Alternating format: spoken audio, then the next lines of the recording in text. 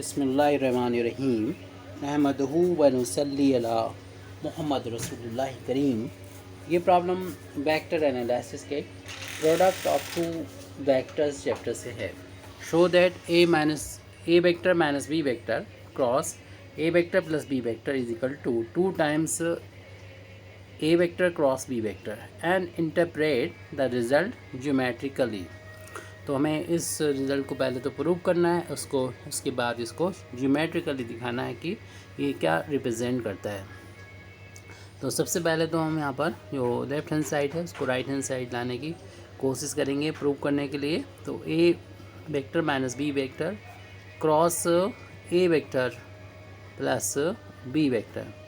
तो यहाँ पर डिस्ट्रीब्यूशन लॉ का हम यूज़ करते हुए ए का क्रॉस प्रोडक्ट पहले इस ए में करेंगे तो ये आ जाएगा A cross A vector, A cross A vector cross A vector. फिर ए का क्रॉस प्रोडक्ट हो जाएगा बी में तो ए क्रॉस बी वेक्टर। यहाँ पर डिस्ट्रीब्यूशन लॉ अप्लाई हो रहा है।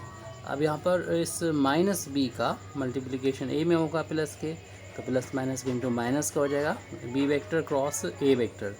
फिर इस बी वेक्टर का इस बी वेक्टर में मल्टीप्लाई होगा तो minus B vector cross B vector. यहाँ पर हमने डिस्ट्रीब्यूशन लॉ का यूज़ किया है, तो लिख सकते हैं by using distribution law, distributive law या डिस्ट्रीब्यूशन लॉ कह सकते हैं।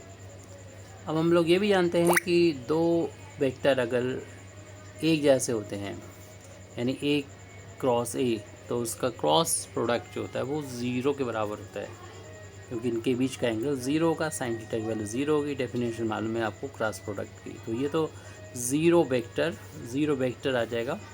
फिर नेक्स्ट टर्म बचेगा, उसको लिख देंगे A vector cross B vector minus, इसमें आप ऑर्डर को अगर चेंज कर देंगे यानी ए को पहले लिख देंगे और बी के बाद में लिख देंगे तो आपको मालूम है कि माइनस साइन आ जाता है।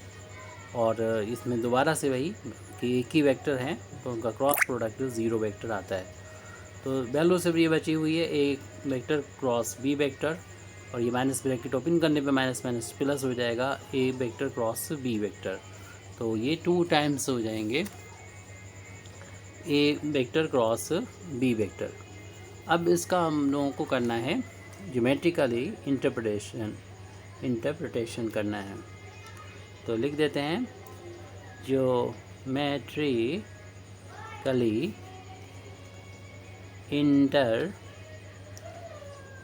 इंटरप्रेटेशन।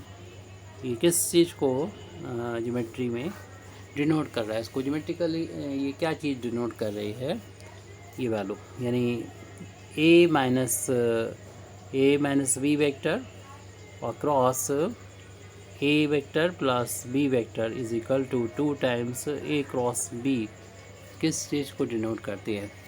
तो सबसे पहले तो यहाँ पर हम पहले से एक बना के रखेंगे ताकि बाद में बनाने में प्रॉब्लम ना हो। एक पैरेललोग्राम, और इस पैरेललोग्राम के डायगोनल को ड्रॉ कर देंगे, और डायगोनल को ड्रॉ करने के बाद इसके नाम दे दें ए बी सी डी, और इनका डायगोनल का इंटरसेक्टिंग पॉइंट को हम ओ कह देते हैं, ये ओरिजिन नहीं है। और इस ए ओ को हम वेक्टर ए से डिनोट कर देंगे और ओ डी को वेक्टर बी से डिनोट कर देंगे।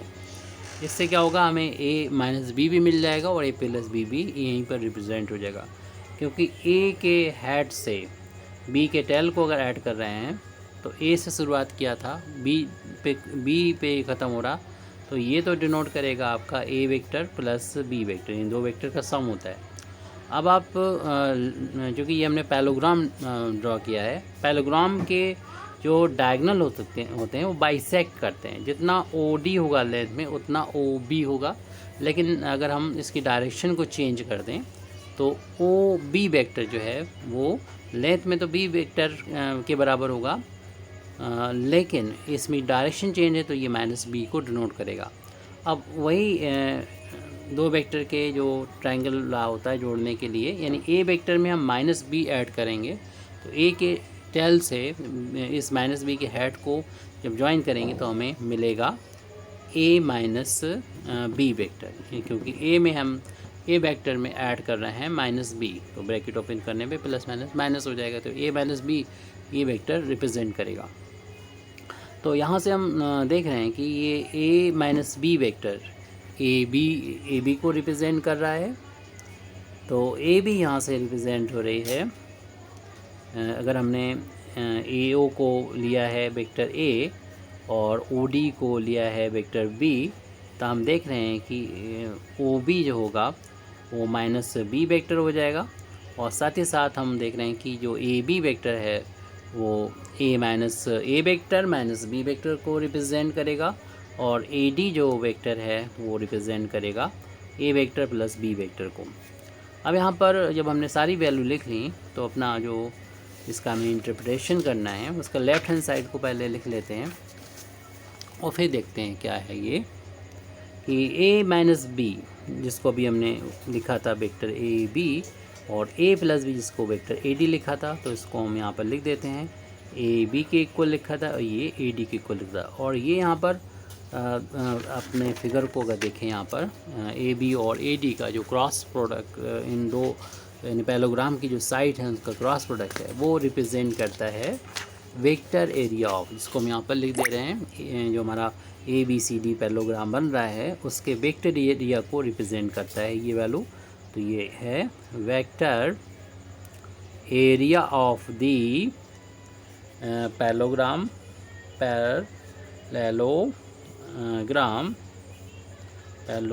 Of parallelogram A B C D.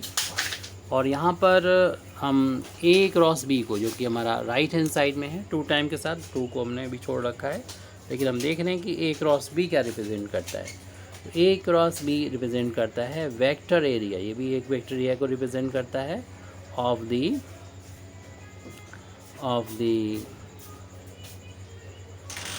Parallelogram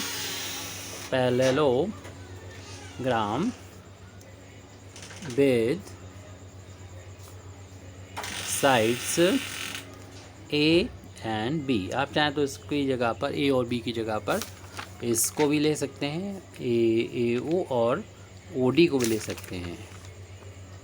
ऐसे भी लिख सकते हैं इनकी जगह पर कि इसको पहले एक स्टेप में ये दिखा सकते हैं ए ओ वेक्टर और ओ डी वेक्टर, और उसके बाद ये इसकी जगह पर लिख सकते हैं ए ओ एंड ओ डी। यानी इसके लिए देखिए ए ओ ये है और ओ डी ये है, तो इसके लिए पैलोग्राम बनाना पड़ेगा। तो इसके पैरेलल यहाँ से जाने वाली एक लाइन ड्रॉ करना होगी और इसके पैरेलल यहाँ से जाने वाली लाइन ड्रॉ करना होगी। यानी इस एरिया का जब हम ट्वाइस करेंगे तो वो इस एरिया के इक्वल होगा, ये वेक्टर प्रोडक्ट के इक्वल। तो इस तरीके से हम यहाँ पर कह सकते हैं कि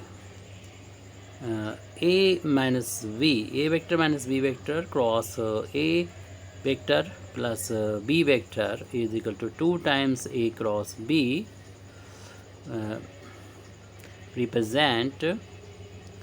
represent that the vector area of a parallelogram is equal to जैसे कि भी बोला हमने यहाँ फिगर में दिखाया, twice the area of the parallelogram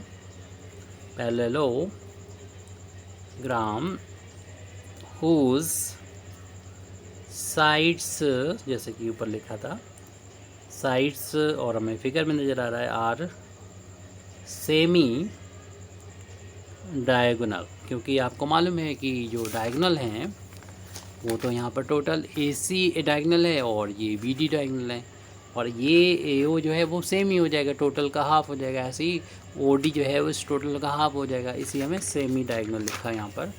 semi diagonals of the former parallelogram